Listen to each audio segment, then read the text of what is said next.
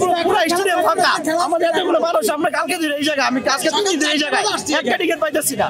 সকাল 4টা পর্যন্ত আইসে এত বড় সিরিয়াল ধরছি, মাঝখানে আসছি, পরে বলে যে টিকিট নাই। তো আমরা তারপর আমাদেরকে পুলিশে মারতে গেছে, আমাদেরকে মারছে, এগুলো কোনো কথা? আমরা তো টাকা দিয়ে টিকিট কাটবো, ওরা পুরো স্টেডিয়াম ফাঁকা, ওরা বলতেছে আমরা টাকা দিলাম, ওরা কত সম্ভব না।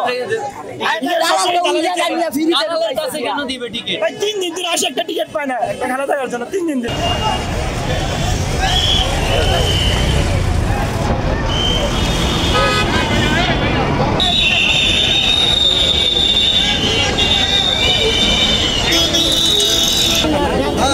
পুরো মাঠ ফাঁকা, আমরা বলতেছি যে আমরা আপনাদের টাকা দিব, আমরা ঢুকার, আমরা টিকিট দরকার, আমরা টাকা দিয়ে।